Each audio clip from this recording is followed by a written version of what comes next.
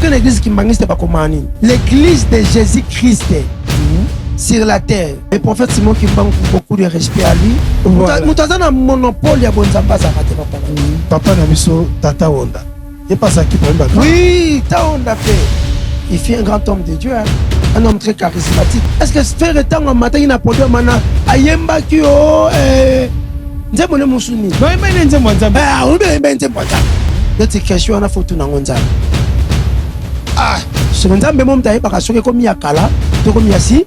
Merci. Oui, bien, papa toyebi makamole ngana mbisi. Na tuni papa, bayamba ki lisi fait, to bayamba ki frère fait. Non, représentant. Ah! Le père y a réveillé, il y a RDC. Et ça, c'est mon Kimbango. Tout papa Kimbango vanda na ina kimia que son âme repose en paix. Bandokyo le loba comment on sait la bagé?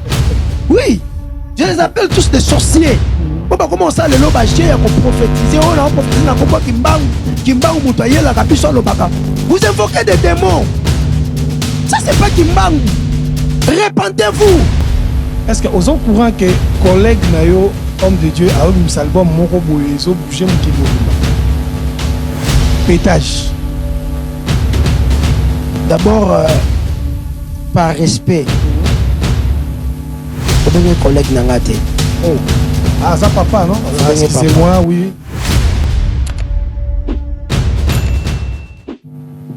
bonjour et bonsoir vous êtes là dans votre émission que vous aimez bien dans la sainteté, Mambango Yango Bandi. Avec moi, votre humble bien-aimé, le frère Seven Wisdom. Botu Nangani, Vélo Naza tellement naïsengo. Parce que vous êtes bénis et nous aussi nous sommes bénis.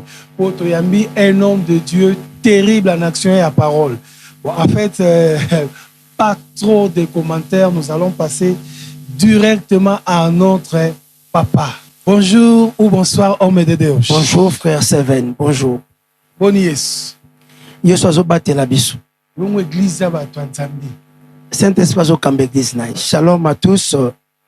Moi, c'est votre frère, du nom Arnald Mateta, du ministère Apôtre Mateta, le représentant légal de la communauté MIPA, ministère international de la Pentecôte en Afrique.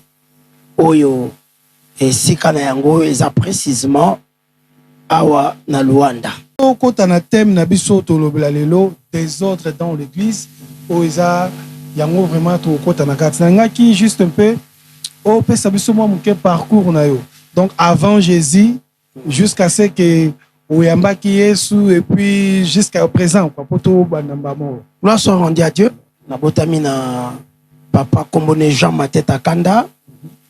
Maman Marie-Thérèse Luzaya Diomoke. Papa Nanga Azala journaliste de renommée à l'époque Nazaïr Mateta Kanda MK. Nabomwana déjà par la grâce de Dieu. Nakutani na Yesu. Na 16 ans déjà. Et pas un révérend pasteur Davin Kiakou. Père à son âme, mon père spirituel. Ouais, puis on a baptême et puis introduire dans le ministère, dans la France, dans l'adolescence. Et Kino Lelo, aujourd'hui, 26 ans, nous servons. Et par la grâce de Dieu, on est là. Donc, Nandenge Tozo Kamba Lelo, na Awan Angola, 10 ans Yango Tozo Kamba Mipa Angola. Donc, depuis 16 ans, déjà, Kota. Bah oui, bah oui. Namo Kili, Nanzambe, Mouta bénéficié dans la mingue Zanzambe. Ok. Voilà, homme de Dieu, désordre dans l'église. Est-ce que vous avez vraiment conscient que l'église en Zambie est en désordre vraiment? Je te dirais que l'église est en désordre. Parce que l'église, c'est une personne. Oui. L'église, c'est Jésus-Christ. Jésus-Christ est en désordre. Na kati wana ya ba congrégation wana, nde tokokuta ba désordre. Parce que si tu baza, mais l'église en soi, comme étant le corps de Christ, l'église en a désordre. Alors pourquoi dans l'organisation, tout le monde a des désordre? Ah oui, dans l'organisation, tout simplement parce que si tu vas vandaka, ma bezangati. Nini sali bongo parce que base na biso nyonso eza les corps mystiques nous biso ya Jésus. Ce que ezanzo toi Jésus. Tozomona ba désordre na kati ya ba organisation papa utolo basiko. Qu'est-ce qui fait cela? Tozonga katomsu na phénomène normal ya corps. Obi kanzo tonne cause la bien. Maintenant musu musa pieswa. Monsieur Ponani. Tant je suis malade. Malade ya ngwana ndesi. Tango retraité musa piango mona ke nzoto zongi na ngo normal. En fait na ba kata ba organisation na kata ba congrégation wana désordre cause ngate. Pourquoi? Parce que et ça c'est ka batu bavandi papa na ngai. Omoni so inde tsoke na 1 Corinthiens. Dans chapitre 5, dans verset 1, Thomas Paul a déjà na batan wana. Abi à l'époque, nous avons notre botamiti. Nous avons comme frère Séventé, nous avons comme bishop. Et une impudicité telle qu'elle ne se rencontre pas même chez les païens. C'est au point que l'un de vous a la femme de son père. En église à Corinthe. Déjà, on a besoin de notre botamiti. Mais désordre de Jésus qui est impudicité. Impudicité, c'est désordre dans la catégorie. Oui, oui, oui. Alors, c'est un niveau que moi, on a pu nous si nous pouvons parler de désordre dans l'église, ce n'est pas de l'actualité. On peut, par exemple, un mot simple. Jésus a 12 apôtres. Jésus. Oui. Non, qui Jésus n'a pas eu. Tout est. Non, la cause de discernement qu'on est à Jésus. La cause de discernement qu'on est à Jésus. Mais Jésus a 12 apôtres. N'est-ce pas moi qui vous ai choisi? Mais l'un de vous, c'est un démon. Donc, ce qui est démon, quand tu as compté un sillage à Jésus, démon.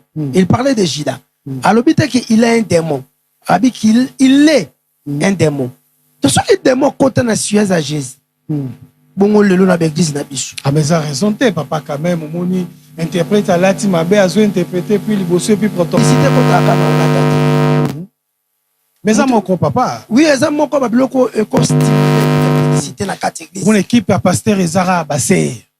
Pasteur à quai délivrance ka Bassé. Donc, ça, rare au monde, une équipe à papa, papa, pe, baza na kati. Mais dans le monde, il y a les lots. Au monde, on a kati, bana, mi balouana, homosexualité, ka écoute. Oh. Oui, donc le diable, aza malin. Tel bassin, bala, ta rappelé, na ba jip décemment. Mais na kati, na bango, les esprits. Les esprits. L'esprit, ce que côté, mouta comprendre que l'esprit m'a bien cotinga. S'il est sincère, il doit se repentir. Et on prie, on chasse cet esprit. C'est pas pour rien Jésus appelle ça au pouvoir à chasser les démons. Mais on chasse, on dit père démon, c'est la rota là. Non. Ce qu'on rota la peine habillé, man avant une bombe quelqu'un habillé ma père. Au moins des fois quand la carte église, sert à ma bébé à PC l'hypothèse. Soit frère palatiniente, c'est-à-dire donc ba fashion. Au moins, on va passer les potes. Tant ou quand l'église est là, amen, bozong abanda, vous sert à l'hypothèse sur place l'église. Mais vous êtes là, les hommes de Dieu, mon abo, mon abino mambango, mon abo vandika. Bon, le problème, c'est l'esprit, non? Non, frère Seven, tu dois comprendre une chose. Nous, on est là pour prêcher. Oui. Mais on n'est pas là pour obliger les gens à nous obéir. Okay. Ou à obéir ce que nous sommes en train de prêcher. Parce que mutu oyo azana musala ya ko convaincre batu ya ko tosa makambo tote c'est le Saint-Esprit. Ouais. Ya bisoté. Moi je ne peux pas kolanda mama batu na balakala na bandokangela tout nanga bongo ko sombelenga bilamba te point. Voilà. Donc moi je me limite à prêcher. De ma part aussi, je vais faire l'effort de la manière que ma cambo na oteya. Bakuta ngomopeka katinanga. Mais je suis pas là ko banda kolanda baser. Na si ma fimbu nanzela, la tabie pona nini l'église la takili puta, obimina balabala, olongoli liputa. Wana vraiment je crois que musala molimo musantu ya bisote. Parce que celui qui convainc des gens au péché, celui qui convainc des gens à obéir à la parole de Dieu que nous prêchons. Mais ce qui m'a abonné au monde en Apocalypse, chapitre 3, verset 20, Jésus a terminé c'est ça l'œuvre du Saint-Esprit. Donc, c'est le Saint-Esprit. C'est Jésus à travers la prédication de ton pasteur. Pour éclaircissement, mon kékoto, Jésus atambola na mai et puis abenga ki Pierre atambola pe ndenge yazalaki parce que Pierre abisoki ezapenda yo ordonné nga na tambola na ya place aux ali. Alors toyambaki ombre de Dieu moko avant papa. Il y a quelqu'un un peu qui expliquer biso na façon na yebsa biso ezaika surnaturel ya nzambe. Nzambe ngala kisaka surnaturel na ye. Alors batu miso na commentaire basalaki ke bazaki convaincu te na explication wana. Et il ko signifier vraiment ni prophétiquement parlant. Na katikati ya butu bantoma bazo sala voyage. Jésus asikalaki na l'autre bord. Il fallait rejoindre bango. Bébé qu'on rejoindre bango. OK. Mais na katikati ya butu bamoni mutu azotambola likolo ya mai. C'était Jésus. Oui. Qui venait vers eux. C'est normal, faut banga na kati ya mai mutu azotambola. Oui, oui, oui. Na molili. Azodinda te. Atanga na oto banga. Babi me oza fantôme elima bitongo banga te ezanga. OK. Excusez-moi. Ne Pierre regarde. Sogeza yo. C'est pas ça mais tu n'auras pas atambola likolo ya mai ya biyaka. Là, nous pouvons tirer un enseignement sur la foi. Là, nous pouvons attirer un enseignement sur la divinité de Christ, de Jésus, Christ. D'une manière ou d'une autre, nous avons rien que pour affermir la foi des chrétiens. Parce que toute écriture est inspirée de Dieu. Jésus sur la croix, il s'est fait pécher. Il s'est fait pécher. Il est mort comme il est donc, on a même mis le sous moi humanité. Il est mort comme il est sous. Eli lama sabatani, mon père, pourquoi m'as-tu abandonné? Par là, tous au monde Dieu, qui est 3 fois saint, qui ne cohabite pas avec les péchés. Jésus sur la croix, devenant péché.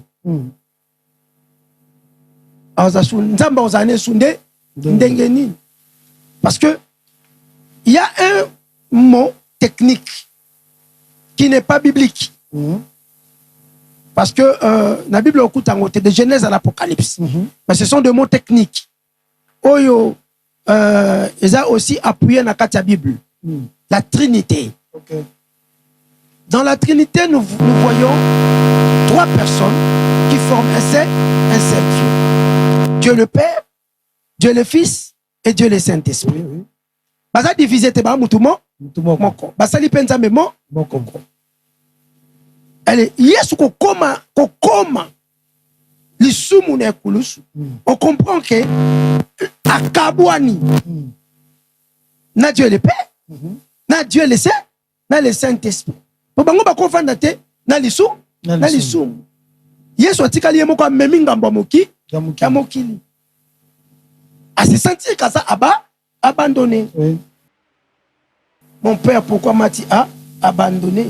Ah, donc Élie a abandonné mon père. Élie, c'est le père. C'est le père. Ah, donc Élie, les prophètes étaient les. Et bon, si quoi, ignorance, non? Ignorance. Oui, oui, oui. Osée chapitre 4, verset 6, la Bible déclare: mon peuple périt parce qu'il lui manque de la connaissance. Ouais. Bon, le quoi, quand on a koto, et dans la place, nous sommes Jésus Azaki Osambela, Élie, na Moïse Babimaki.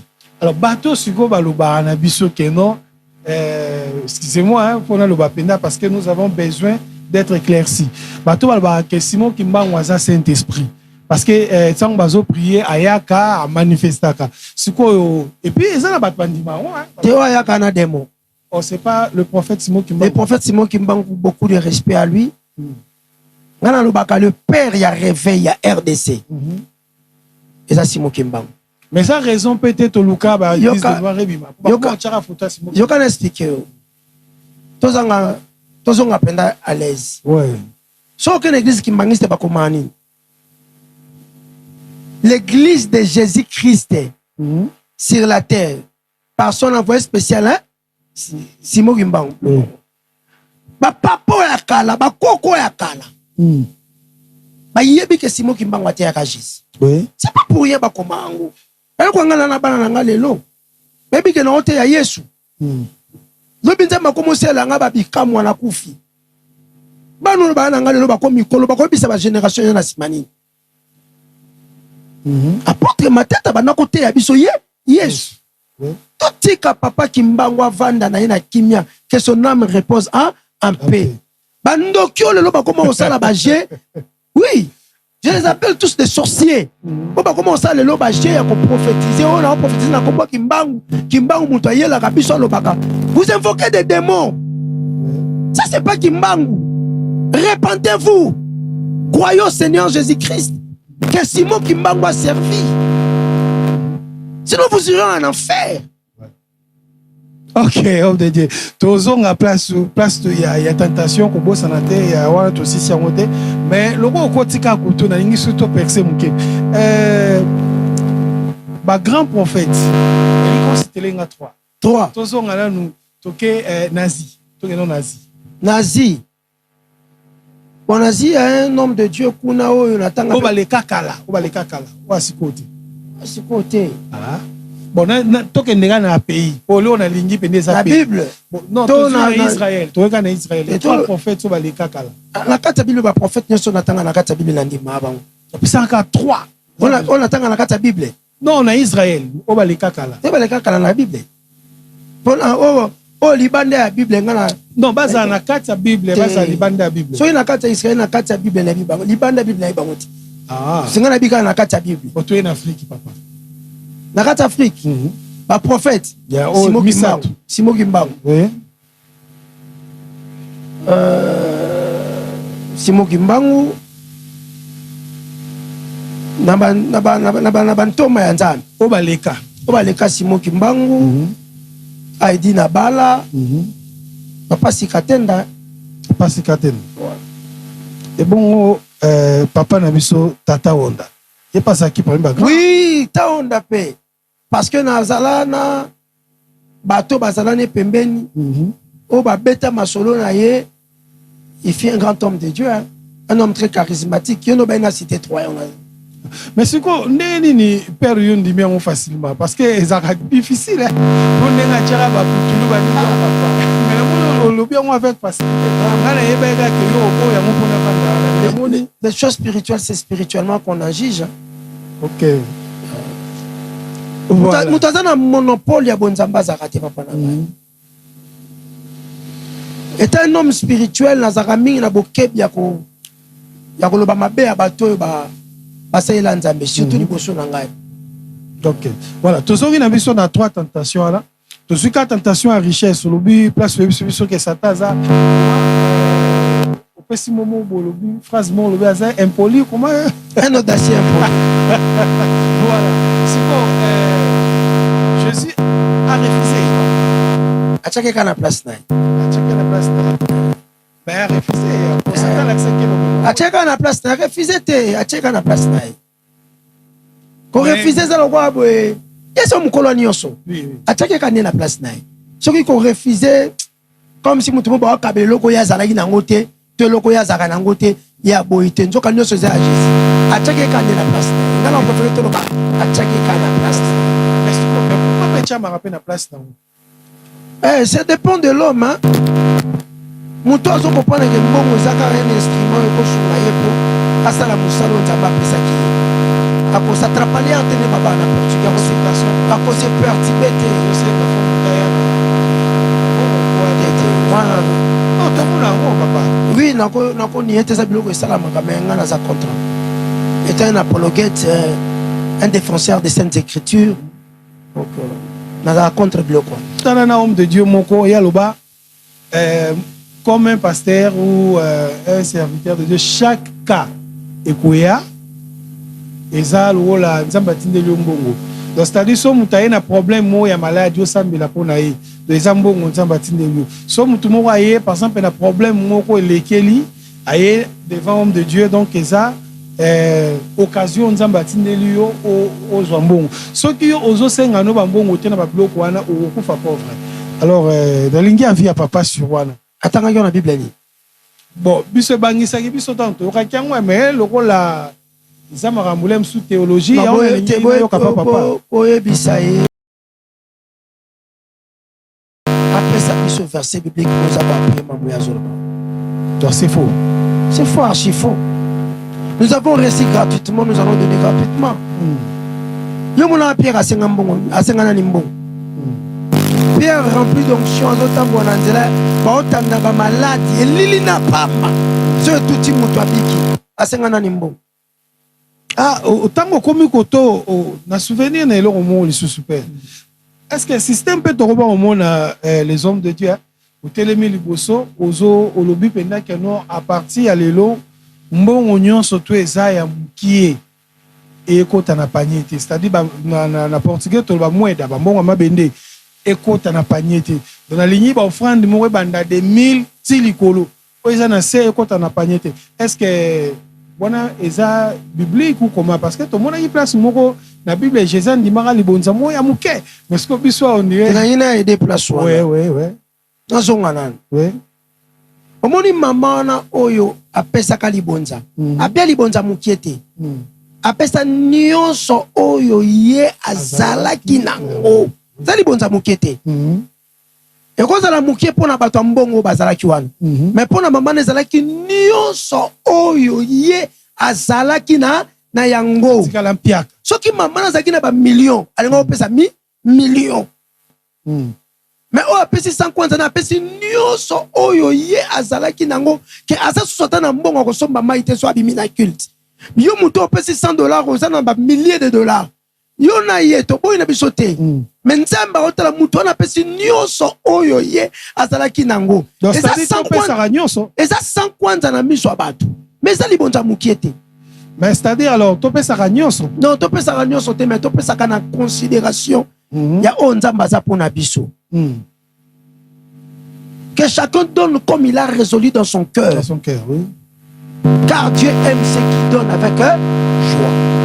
Que chacun donne comme il a résolu dans son cœur. Pour na pasteur olobi akataki ba montant nako telema wanati. Na yebi ngate tom so bana ko enseigner église na sur les données na yebité. Mais on a na yebi Bible olobi que chacun donne comme il a résolu dans son cœur.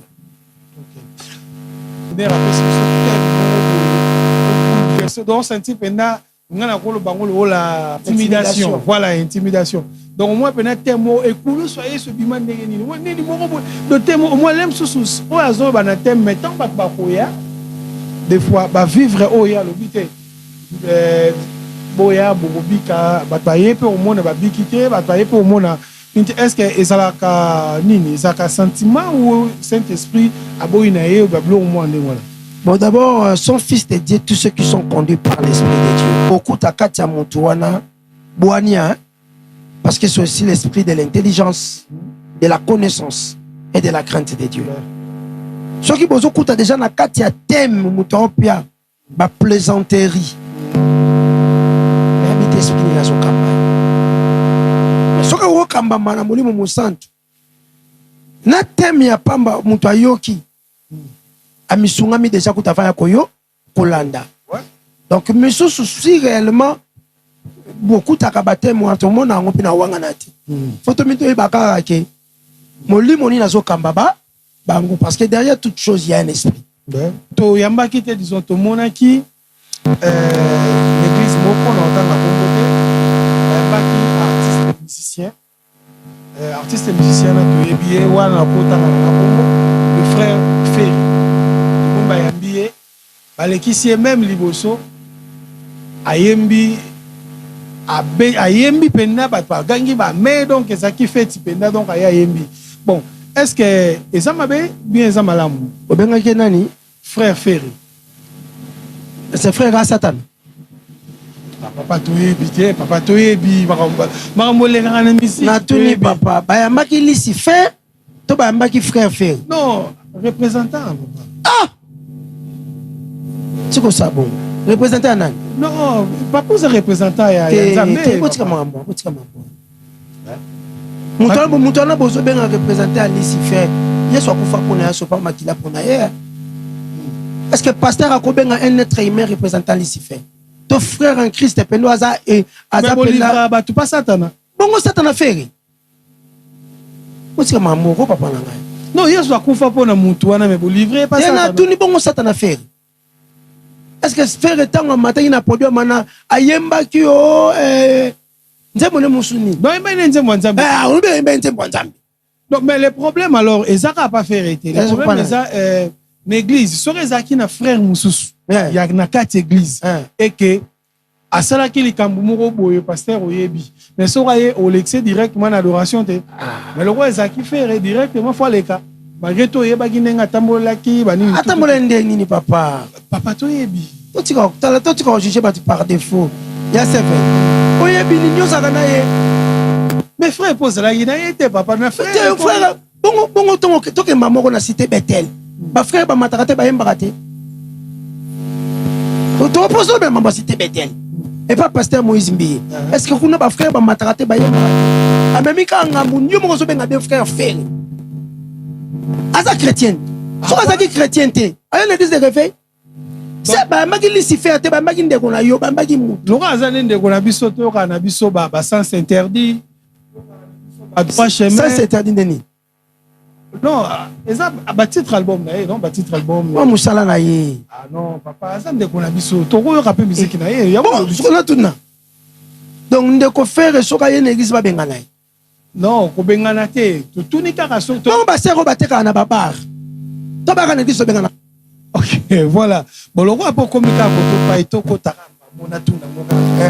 So pe na tuni ngote donc bien kate. Siko, est-ce que tozomona mikolo ya tozomona na ligne comme homme de Dieu papa zala penda yebisa biso to yeba est-ce que aux courant que collègue na yo homme de Dieu a obim album moko boye zo bouger mon kilo bimba pétage d'abord par respect comme collègue nangate oh ah ça papa non c'est moi oui mutataka na activité wana prophète Denis Lessi impactanga ya kusakanati impactanga ya kusakanati na mona yo muto impactanga une fois yo na konde papa na pétage album zoya pour aza papa na bi aza papa aza papa. Est-ce que peut homme de Dieu oser la mort? Ya na bi aza papa. N'habite papa avant de cette question aux arapes na sanctuaire où ça passe papa ko tarate ka papa mo. Ah non te. To ko mo na makambo mikolo yo et ça l'église. Si connaît ba bloc wana nyoso tu. Et ça va mo comme désordre non papa? Ben oui, il y a mon comme désordre hein. Il y a mon comme désordre.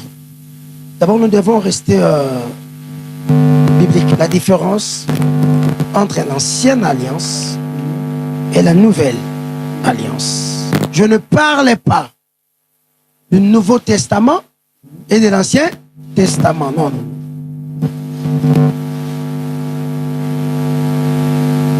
Je parle de l'ancienne alliance et de la nouvelle alliance. Mais dans la nouvelle alliance, pour le pardon du péché, il y a eu déjà effusion du sang de l'agneau de Dieu qui est Jésus-Christ. S'il vous plaît. Ce qui est la nouvelle alliance. Donc, on a sacrifice à Banyama. Et ça, on a sacrifice à notre maître sur la croix. Oh là là. Ok. Ça, tout chrétien affermi, né de nouveau, ne peut pas tolérer. Mais et ça, le col à Tozolo Baké, Makila est ce qu'on quitté. Or, nous avons vaincu l'ennemi à cause du sang de Jésus.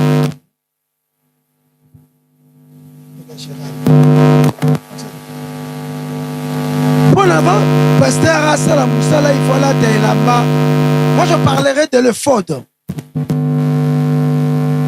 Dans la Bible, au moins, on a les jeunes Samuel. Ah, on a 1 Samuel, hein? Chapitre 2, verset 18.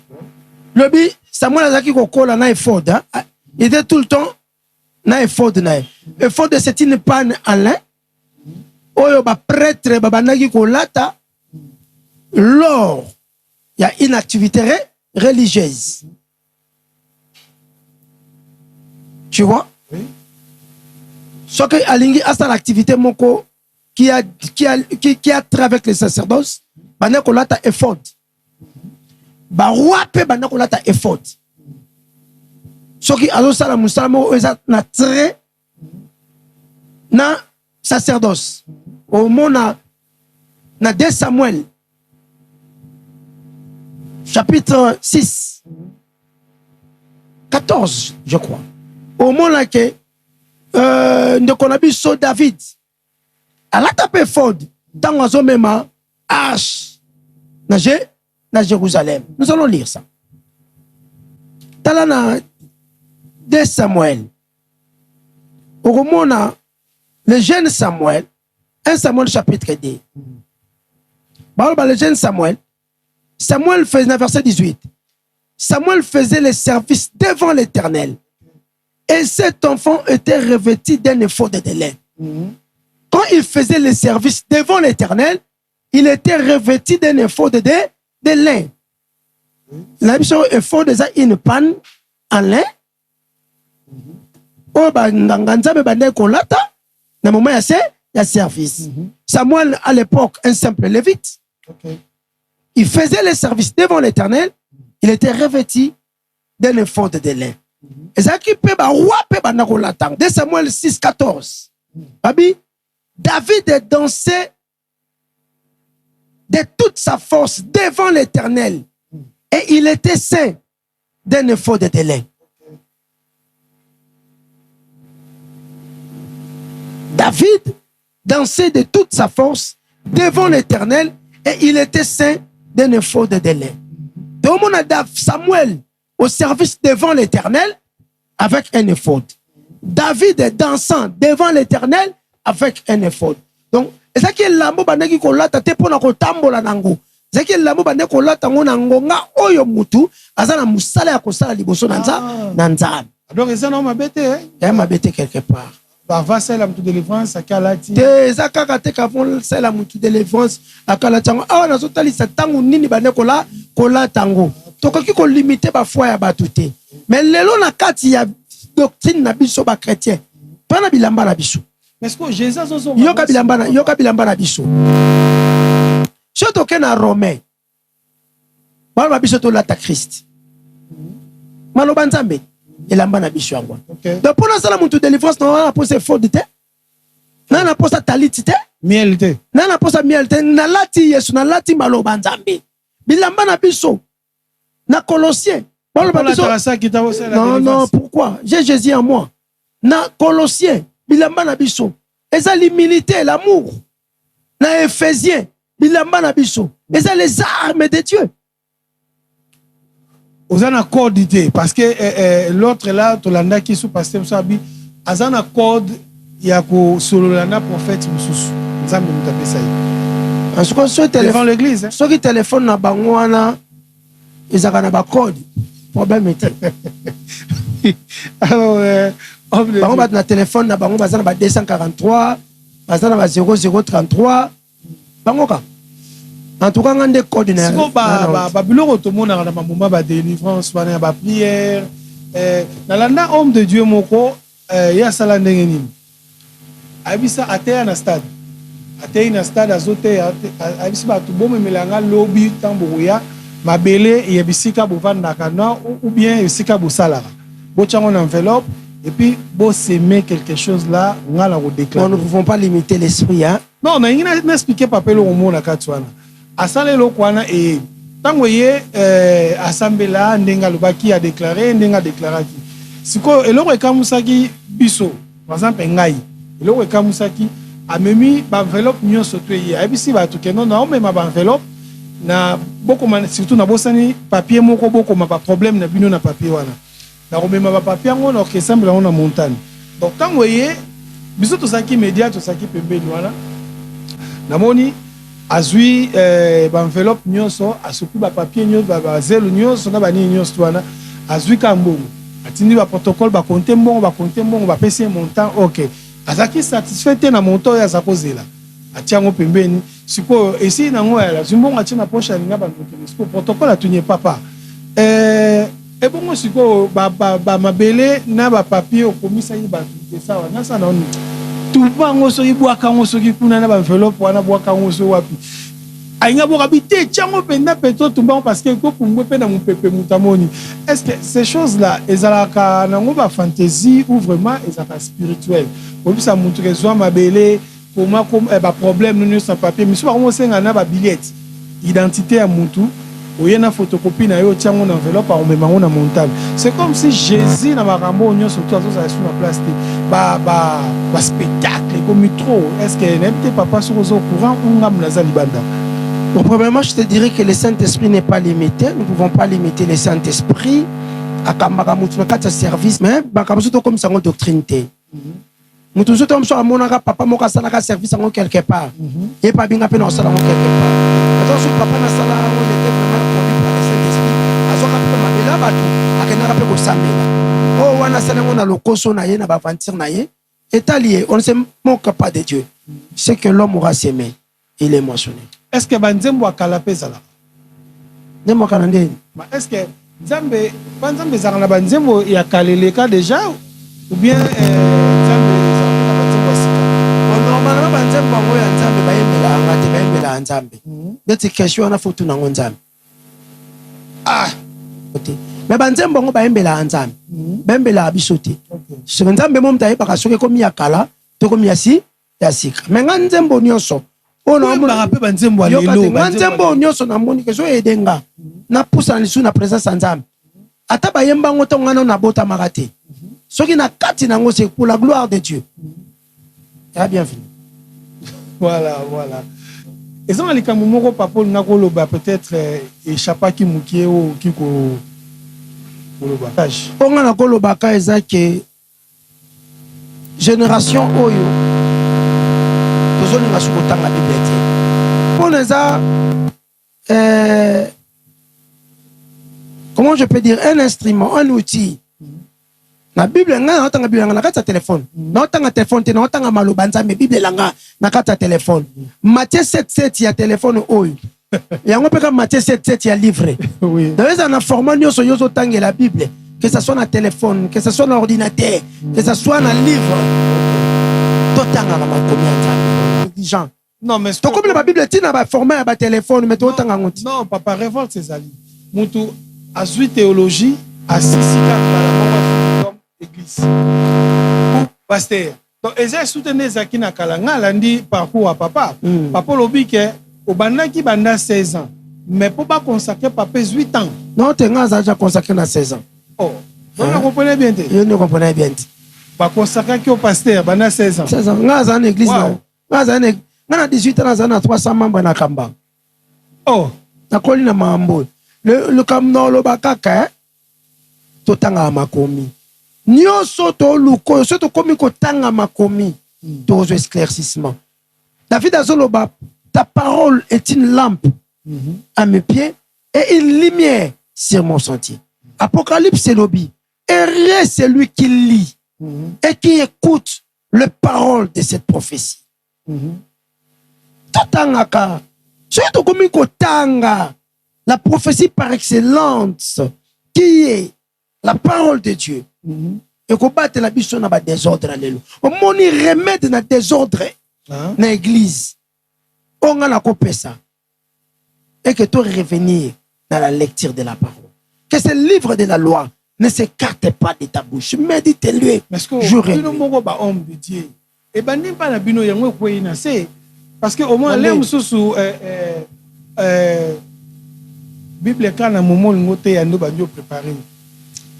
Omuna muntu azana ndenge na passer pena journée. Omuna muntu ana ndenge na pesa valeur na musala. Momo ngote bola na Bible banjo nkawo. Omuna na ndenge na azwa musala na ye, omuna ndenge na pesa la valeur na boulot na ye. OK. Ma carrière n'a depuis adolescence ti a watokomi. Dans père de famille. Là quand même ko diriger pe ba responsable. Musala nga yango. Tango zaki na 16 ans papa. Nakata muke limbisa papa. Tango zaki na 16 ans. Obanda osala ndeni parce que ça qui gêne. Bah oui. Tant obanda osala ndeni na ba chéri bazao, excusez-moi les termes. Ba chéri bazao ya pena même sous mona. A otalo na image ya pasteur, tazoto na image ya chéri. Ezaka ba discipline.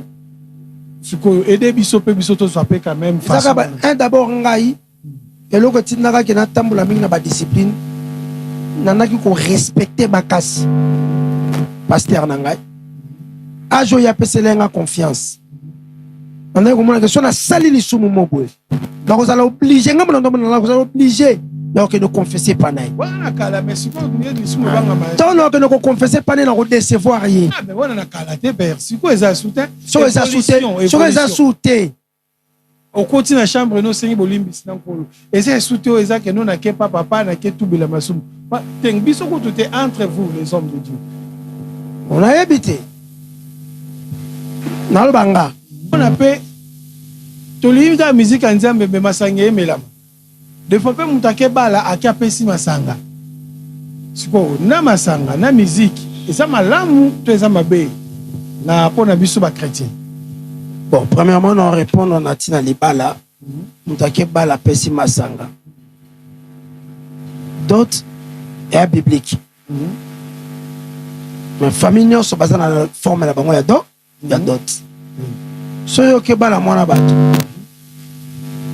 so basengyo masanga so za na posa mwana loka baza famille na ba ya masanga eza ndenge famille na sengeli na bible kutu mona famille ya Jacob basenga comme dot ni bana mibale bakata mangenga donc on a un problème était famille na famille eza na biloko na bango basenga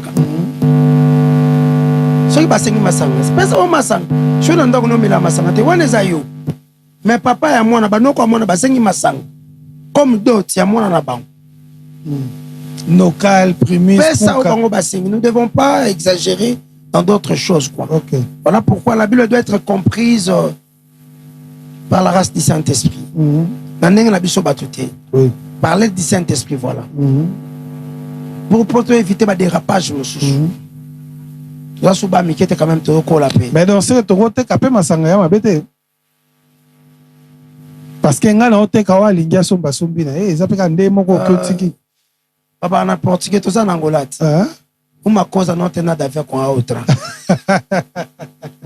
donc là quoi avancer ya musique to la musique pour la musique bon là na chrétien comme le muté malanga na année de nouveau batia kinga fune ba ko la différence. Tant que nous avons enseigné la différence, nous avons la musique à Mokili, la musique na musique chrétienne. Voilà. Musique à Mokili, c'est un mabé. Par rapport au pays, il y a une influence. Je me rappelle à mabé na banding nango. OK. Musique na biso, mais ma biso pe na adoration na bani. Banda bo Christ na na bongo la mutema tilelo. O balaki sanga mabé za mabé. OK. Lelo na kwa ko mélanger ngote. Poto komi na kilelo te. Voilà. O ba ibisa ngeza mabe. Tilelo. Eza mabe. So tento yeba. Côté kama sanga eza mabe. Pour un chrétien azote kane masanga. Puis eza commerce nya sala. Bon, je ne vais pas plus se plonger sur ça, sur ces points-là. Tu vas l'éclaircir ndenge papa. La vie, je ne vais pas plus plonger sur ces points-là pour nous éviter ma mauvaise interprétation. OK.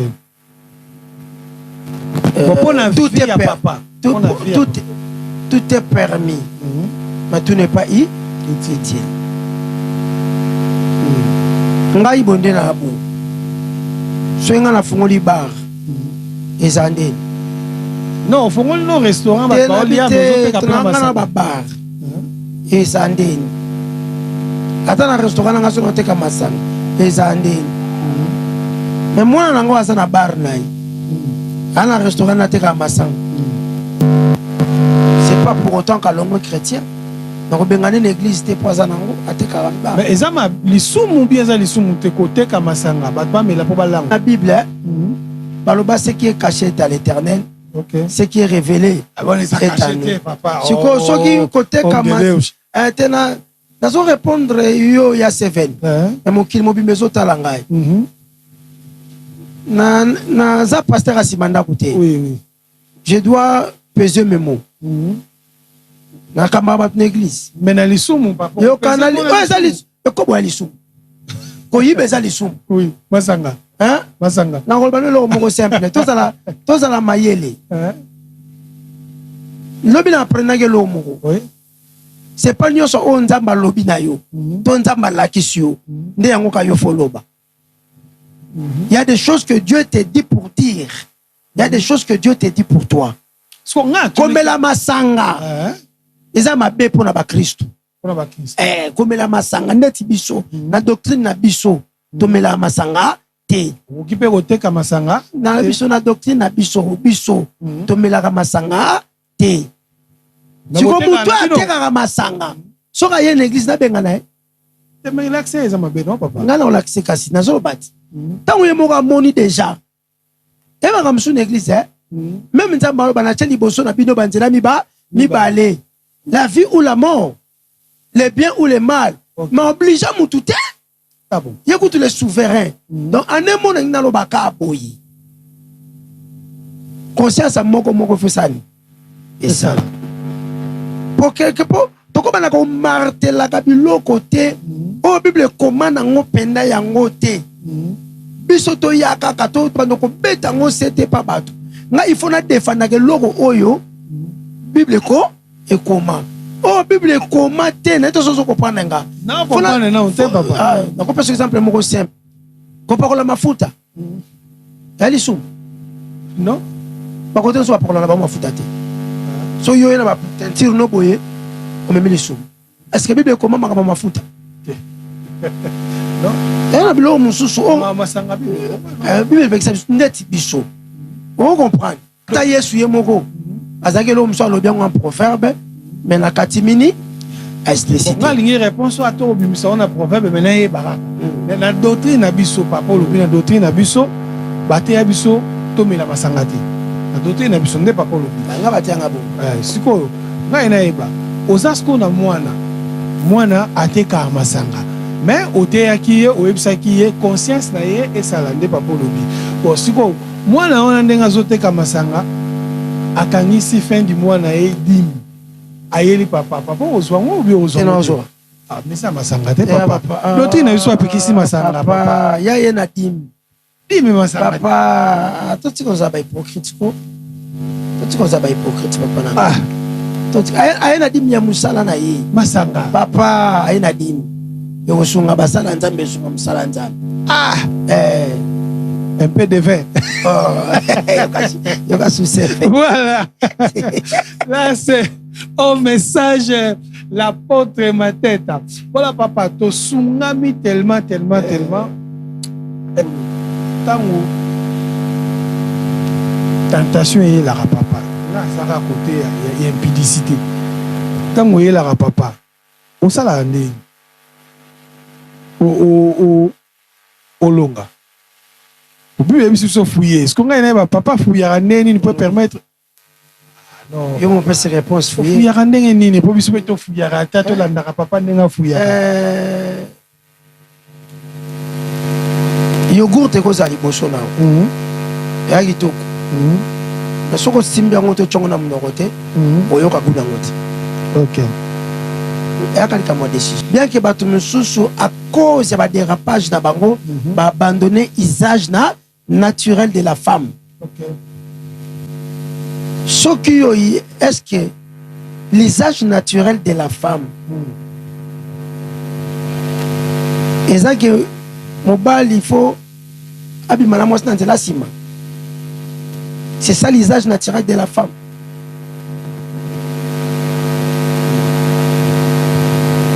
Non. C'est satanique ou c'est ba comité que c'est satanique. Ba comité que c'est divin. C'est l'usage naturel de la femme. Et ça que mobile faut maintenant la sim. Il y a d'autres choses il faut te éviter. Ça porte malédiction ou comment? Je ne peux pas dire la malédiction parce que ils ont écrit. Maintenant tous on attend sur un niveau niveau ya santé. Est-ce que pour un partenaire d'abord c'est propre? Pendant la minute où on a un professeur à sexualité. Donc, sentiment, omoni ba sentiment ya bato. Oui. Omoni ba sentiment ya bato. To limitaka ngo te. To débordaka pe te. Réponse na ngai. Ah! Papa Kimia bien. Bon, to limitaka te, to débordaka te. Voilà, voilà les questions à papa. Nini okoye bisa ba jeune serviteur de Dieu au ba obanda, yo banda na 16 ans, au ba obanda lelo, au baza moi sikabuki. Conseil nini okopesa bango tango balembaka, tango bolembo yaka, tango tentation yaka. Moi conseil nini yo okopesa bango comme papa. Conseil ngana opesa na ba jeune serviteur de Dieu. D'abord que il faut tango nzamba bengi yo. En premier lieu, tu dois avoir beaucoup de respect, d'humilité, de considération devant l'instrument par lequel Dieu avait utilisé pour t'appeler. Ton pasteur. Et en dehors de pasteur, oh pasteur Nayo, tous qui sont tes aînés dans la foi, il faut beaucoup de respect. Ata yo komi na mituka yaza na ngona noté. Il faut beaucoup de respect. Car respect me la biso bénédiction. En second lieu dans le babou. Il faut te éviter un peu kilelo. Mara manza mera na kilelo te. Eza mambo kale banda kala. Comment tu peux éviter kilelo? Il faut tout ça là effort. Totika la biblique. Ce que totika la biblique est qu'on permettre bichou. Toi embrasser tout vent de doctrine. Ce que yo tchela nzambe mutema pour église ya munene. Ce que yo tchela nzambe mutema pour comme na bandi mebele pour na voyage que ne ba poto. Nzambe pas tchela mutema yo pour décevoir yete. Nous devons avoir conscience de ça. Donc la responsabilité est partagée. Soyons conscients de cela.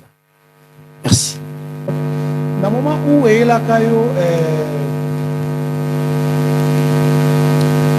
prière au sein de la pour la première fois, où il a dit que les qui foi na yo na mo na ngoboye bangisi na miso. Aux réactions nous arrêter puis au salaire neni pour au surpasser.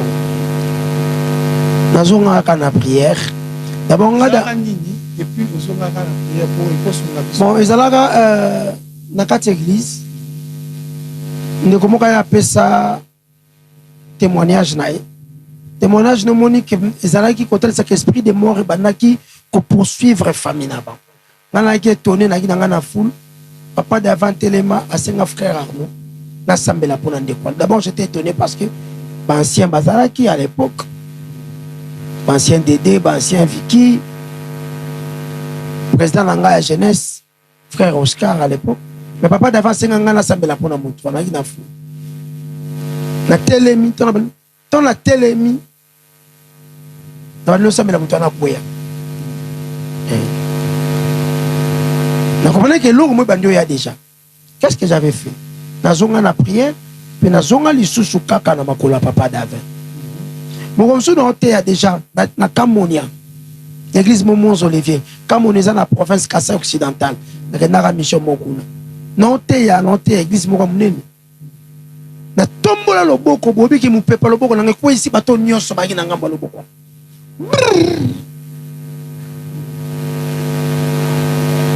Dimension moko action impossible. Et si là, où est-ce là?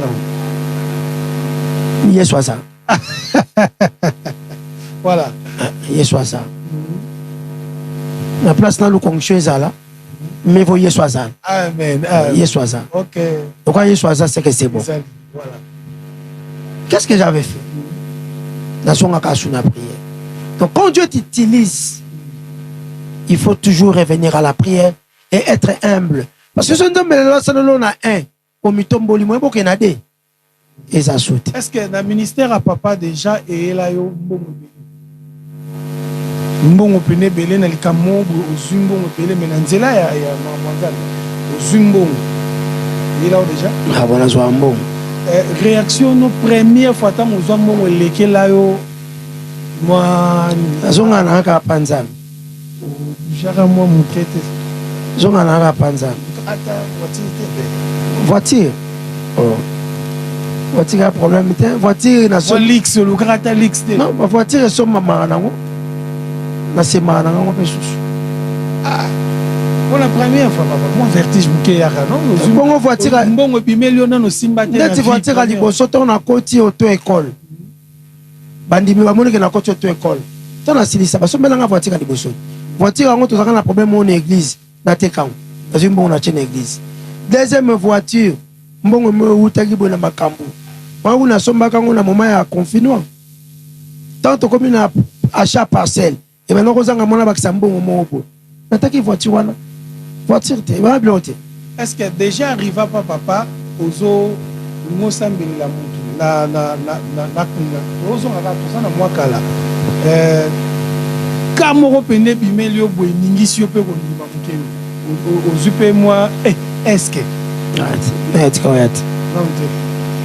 papa Fadio pene makolo ezate ya tambola après mais ata na teyaka na wambo na activité moko na mona Fadio moko asambela pona ye atelema na ete atelema na ete menga na sambela pona ye le problème c'est quoi ko sambela zanga bikamo eza Jésus songa na sambela yeso kone hôtel mise soit ça bato balimba localiser église baza na posa nzamba solo comment bakoki kokutana na bon le problème que on a ko ba awa bato ba luka ba pasteur bazwa solution te ba luka penga te ponga pena na solution te mais muto nzazo luka Yesu aya pananga na kombo Yesu toza na programme moko na église awa to benga ngo traitement spirituel en fait programme on est basé sur la prière.